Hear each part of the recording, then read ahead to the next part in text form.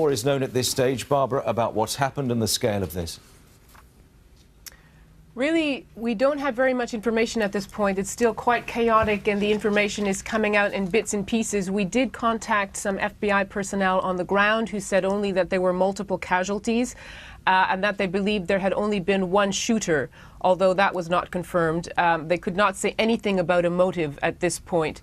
And then piecing together what we can from other reports, it sounds as if this took place in a community called Sutherland Springs, which is about 50 kilometers southeast of San Antonio. Around noon, the person who carried out the attack walked into the church and opened fire, clearly killing and wounding quite a lot of people if the reports are in fact true. But we don't know who the person was or what the motive was.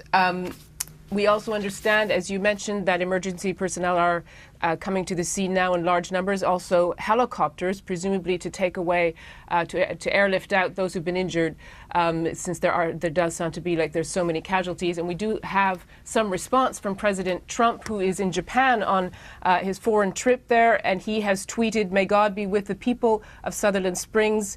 The FBI and law enforcement are on the scene. I'm monitoring the situation from Japan." So that's about what we know at the moment. And as we're putting on screen, the gunman reported to have died in the incident, at least as far as reports suggest at this stage.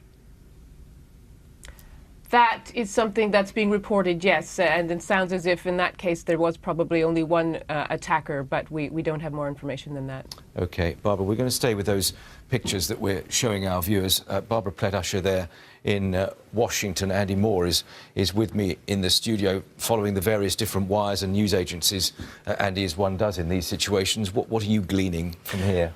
Well, I can add perhaps a little bit more colour. This is a relatively small church in a rural location near San Antonio.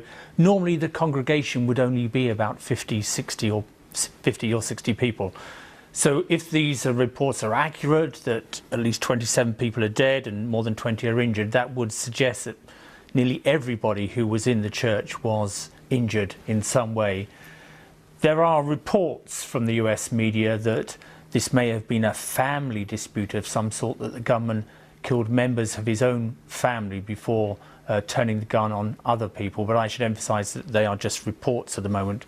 That hasn't been confirmed. But as we can see from these television pictures, a very large response by the emergency services, lots of police vehicles, lots of ambulances. The local medical centre has taken a number of casualties. They're not talking about the numbers, but certainly some people were airlifted for medical attention.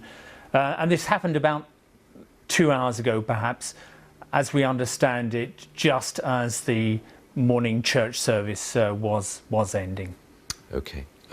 Andy, thank you very much for the time being. Andy Moore there, monitoring events from here, and we'll obviously keep you updated on further developments, because the news wires are bringing more information all the time as to what exactly has gone on in Texas. And I'm just looking again at that Donald Trump tweet that Barbara made reference to. This was, well, he, of course, is touring Asia at the moment, monitoring the situation from Japan, as he points out at the end of that tweet. May God be with the people of Sutherland Springs, Texas. The FBI and law enforcement are on the scene, as we saw confirmation of from those live pictures a moment